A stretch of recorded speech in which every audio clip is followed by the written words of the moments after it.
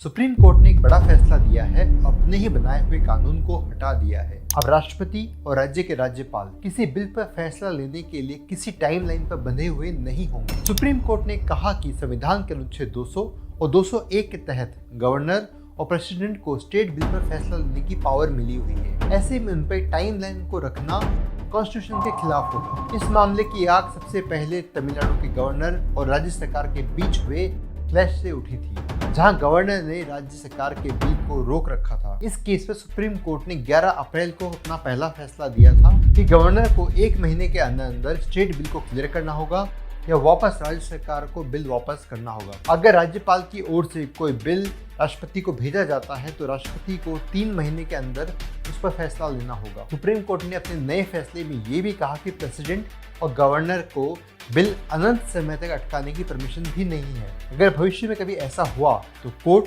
अपने judicial review के तहत दखल देगी। इस मामले में कानूनी पहल ये है कि संविधान के आर्टिकल 200 और 201 के तहत राज्यपाल के पास 3 ऑप्शन होते हैं। पहला, बिल को अप्रूव करना, दूसरा, बिल को राष्ट्रपति जी के पास भेजना और तीसरा ऑप्शन होता है राज्य सरकार को बिल वापस कर देना। हालांकि मनी बिल्स के मामले में ये तीसरा ऑप्शन राज्य को वापस भेजना नहीं होता है। कोर्ट ने फैसला राष्ट्रपति द्वारा भेजे गए 11 सवाल के प्रेसिडेंशियल रेफरेंस में दिया था। इस मामले में जो सुनवाई है वो 8 महीने से चल रही थी। इस सुनवाई में राज्य सरकार का पक्ष अटॉर्नी जनरल और सॉलिसिटर जनरल साहब ने रखा था। तो वही नॉन बीजेपी स्टेट्स तमिलनाडु, पश्चिम बंगाल, तेलंगाना, केरल, कर्नाटक, पंजाब, हिमाचल प्रदेश ने यहाँ केंद्र के विरोध में खड़े थे।